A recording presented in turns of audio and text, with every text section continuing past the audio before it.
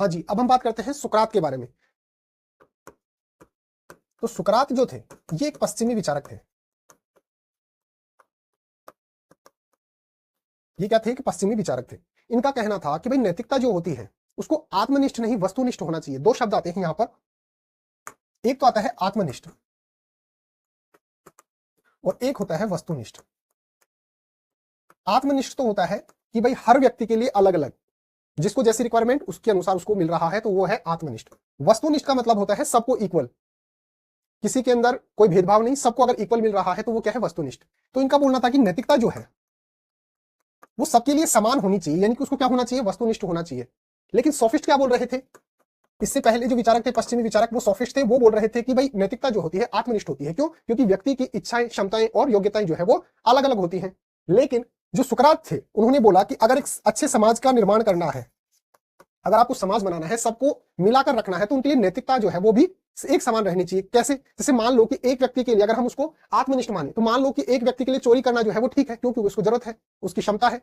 लेकिन अगर एक अच्छे समाज की जरूरत है हमारे को, तो वहां पर बोलना पड़ेगा कि भाई चोरी जो है, चाहे वो कोई भी करे, वो क्या है, गलत है।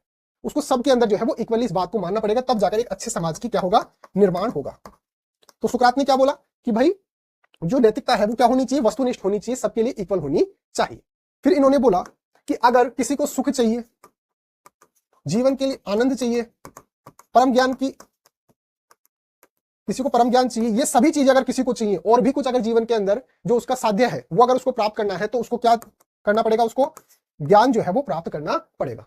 उन्होंने बोला कि एक ही चीज क्या है, सत्य है, और वो क्या है, ज्ञान। इन्होंने बोला कि मैं जो है सिर्फ एक चीज जानता हूं, कि मैं कुछ नहीं जानता हूं। ये इन्हीं का स्टेटमेंट था, that I know that I don't know.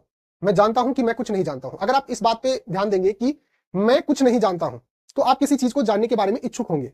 इसलिए इन्होंने बोला कि ज्ञान की शुरुआत जो है वो कहां से शुरू होती है, इसी बात से शुरू होती है कि मैं कुछ नहीं जानता हूं।